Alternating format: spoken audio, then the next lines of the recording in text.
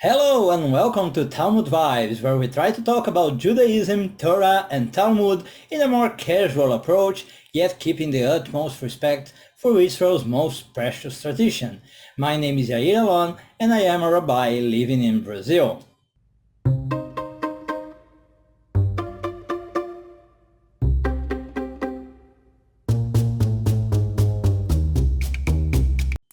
According to Genesis, Bereshit, the very first book of the Torah, when Elohim began to create everything, he did so by commanding, or in other words, by speaking and by saying words. But creation was not solely an act of God. In Genesis 2:19, we see God inviting humankind to also take part in the creation. Adam is called to name every creature created since then, and whatever human called each living creature, that will be its name. So we see that from the very beginnings of Judaism, uttering words, calling things by their name, is somehow understood as taking part in the creation of the world, or creating the world itself, and in that sense, being in likeness to the divine, as indeed Genesis 1:27 says we are. There are plenty of other instances in the Tanakh where saying actual words would make things happen. In Parashat Balak, for instance, we read of Bilam, who was called by the king of the Moabites to curse the people of Israel in the desert. And how would we do that? By basically saying things. This kind of action was understood as effective because it expresses a deep connection between what I say and a supernal power. Words carry or draw energy from spiritual words and bring them to our effective material world. As time went by, this connection between speech and creation became so strong in Jewish tradition that we even started using the word amen in order to express our will to make things really happen. We even say amen ve'amen sometimes, twice, may it happen. Well, this kind of understanding, study, and explanation of Genesis originated a particular tradition of mysticism within Judaism, what is called by scholars Maaseh Bereshit, literally the works of the creation, or the works of Genesis.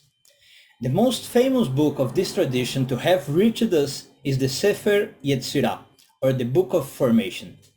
According to academics, this is a work from the 6th century, but our sages in Kabbalah tells us that the book was written by no one other than Avraham himself and passed down through the generations down to us, Midor Ledor.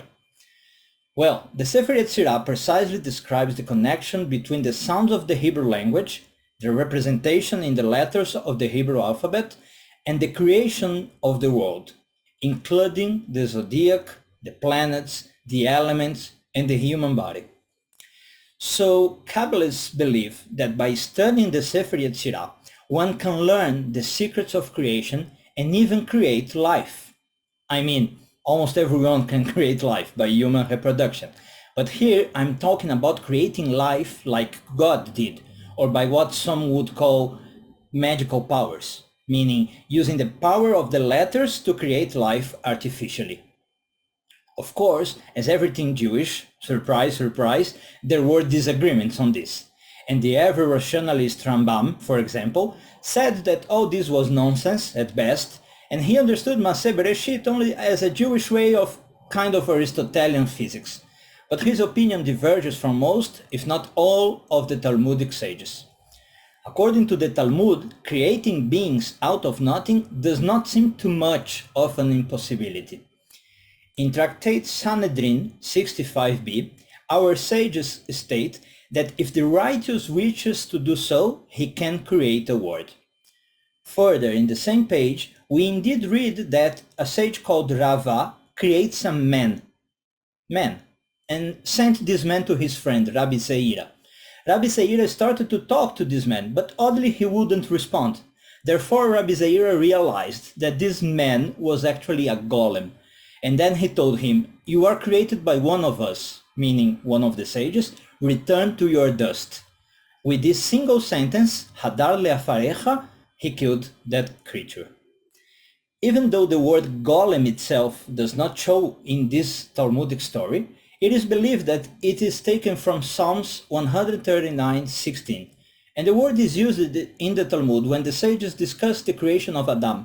They use the term golem to describe Adam's state or body before he receives God's breath into him. Be as it may, it is clear from the Talmud that the sages believed it is possible to create things ex nihilo, yesh me'ain, from nothing, either humanoid or even animals, as the two anonymous sages that would create a 1/3 size calf for Shabbat meals in Brachot 55a.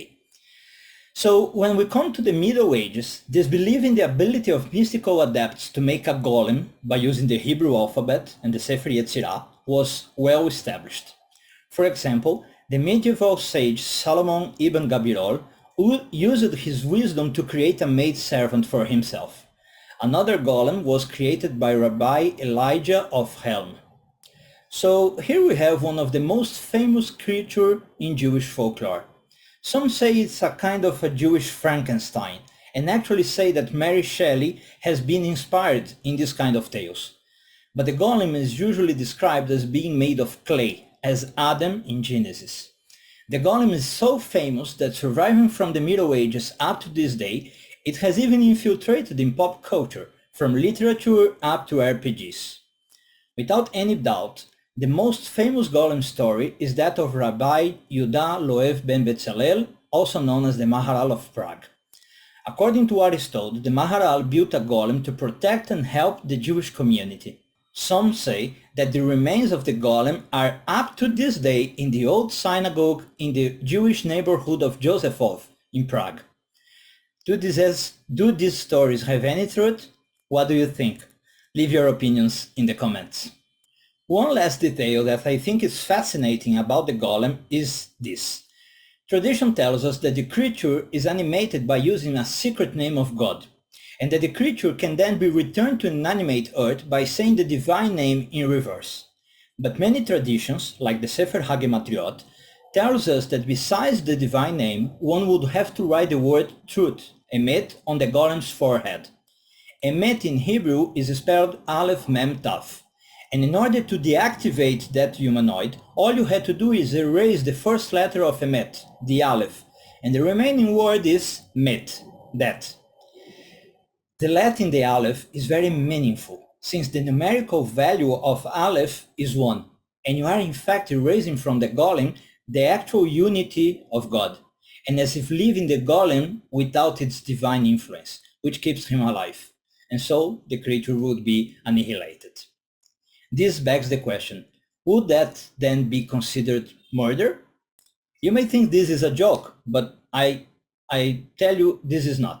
There are actually halachic books discussing legal matters related to the golem. One of the most understood logics is that the golem is a soulless creature, and therefore he is exempt from keeping the mitzvot, for example, and that killing him is not actually killing. Well, did you know about the golem before you listened to this video? What about the creative powers taught by the Sefer Yetzirah? Please don't try it at home, and not by any means alone or by yourself. Also, don't forget to share your feedback about my videos. What part of it are you enjoying? What maybe could I improve? Which topics would you like to see next in our series of videos? Join us next week when we will be discussing what the Talmud understands as sorcery, black magic, or forbidden practices according to Torah. This is it for now. Thanks for watching, and I will see you next week for another episode of Talmud Vibes. Stay tuned, stay healthy, and all the best.